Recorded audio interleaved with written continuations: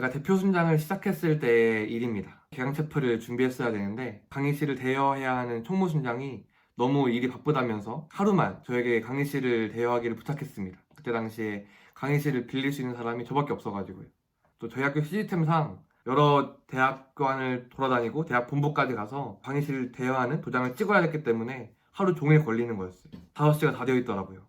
마지막으로 경비실에 그 강의실을 대여한 것을 제출을 하고 나오는 길에 갑자기 찬양 담당하는 순장이 전화가 왔습니다. 내가 집안에 일이 생겨가지고 내일 찬양을 못하게 됐다. 다른 사람을 구해볼 수 있겠냐 물어보는 거예요. 제가 어떻게 거기서 할 수 없다고 대답하겠습니까? 방안이 있을 겁니다 라고 대답하고 끊고 랑방을 돌아가는 길에 어쩔 수 없이 내가 해야지. 어떻게 하루 만에 찬양 인도할 사람을 구하겠어요. 제가 하기로 하고 랑방으로 다시 가는데 리트릿도 내가 준비해야 되는구나 라는 생각을, 대표 헌신 채플처럼 개강 채플을 드려야 되는구나 라는 생각을 하면서 딱 버스를 오르는데 성령님께서 이런 말씀을 주시는 것 같았어요. 현우야, 너는 내일 채플이 기대가 되니?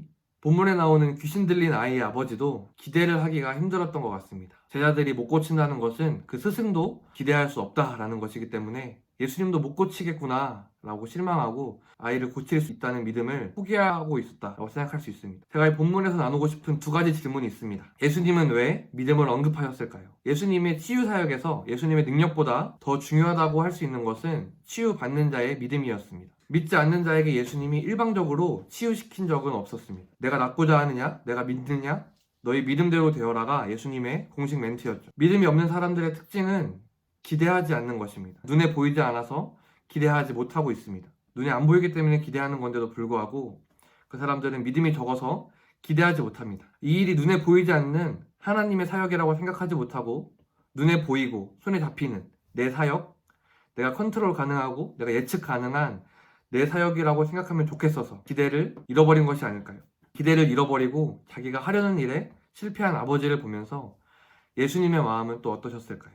하나님은 아버지로서 몇천 년 동안 자기 백성들을 자녀 삼기 위해서 포기하지 않고 돌보고 책망하고 싸매시다가 결국에는 십자가를 통해서 그 끝이 없는 사랑을 확증하셨는데 예수님의 하나님의 마음을 공감하면서 답답하셨을 것 같습니다. 아주 유명한 이 23절의 말씀은 야 믿어, 내가 알아서 해줄게, 나한테 데리고 와 라는 말씀이 아니라 아버지 된 예수님의 심정으로서 야 너 아버지잖아, 어떻게 너의 아들을 포기할 수 있어? 하나님은 너희를 포기하지 않으려고 십자가까지 선택했는데 포기하지 마, 나한테 와, 나를 믿어, 내가 고쳐줄게 하는 절박한 말씀으로 들리는 것 같습니다. 여러분은 얼마나 하나님의 마음을 진심으로 알고자 하십니까?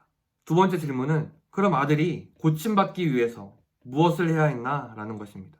29절에 보면 기도 외에 다른 것으로는 이런 종류가 나갈 수 없느니라 하시니라 였습니다.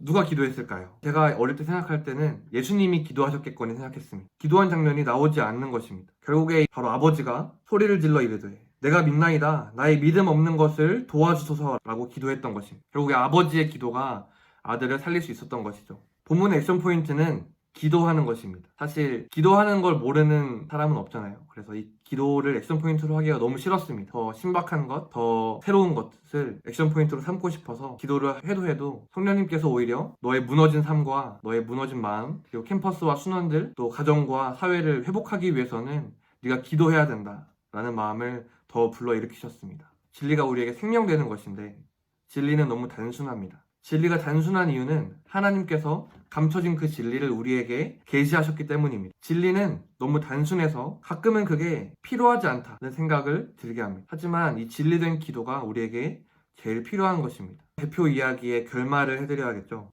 이런 마음을 주셨던 것 같아요. 현우야, 너가 정말 많은 일들을 하고 있다. 그런데 내가 지금 일하고 있다는 것을 믿느냐? 내가 너를 부른 것은 정말 많은 일들이 있고 할 사람이 부족해서 너를 부른 것이 아니라 마치 아담이 나의 창조 사역을 보고 기뻐했던 것처럼 나의 구원 사역을 너와 함께 보고 기뻐하기 위해서 너를 부른 거야. 그 말씀을 들으면서 생각난 것이 리프트라는 것입니다. 리프트가 그 라인에 매달려서 이렇게 올라가면 그 아래에 딸린 의자가 같이 그 라인을 따라서 올라가는 것처럼 내 삶 전체가 혹은 이 사역이 하나님의 전체적인 구원 사역의 한 일부임을, 매달려 있음을 믿고 있는 마음이 내게 있는지 돌아보았습니다. 이 리프트에서 발버둥 쳐봤자 위험하기밖에 더 하겠습니까? 우리가 할 일은 옆에 앉아 계신 성령님과 대화하고 기도하는 것이 아닐까? 이게 어디로 갈지 예수님께 구하고 물으면서 신뢰를 얻는 것이 아닐까 생각했습니다. 이 대표 사역의 결과가, 이 필드 프로젝트의 결과가, GCTC와 우리의 간사의 삶의 결과가 우리가 벌이는 일에 달려있는 것이 아니라 하나님의 신실하심에 달려있습니다. 이제 내 능력과 한계 또는 결과가 나를 지배하는 것이 아니라 하나님께서 그 놀라우신 계획 안에서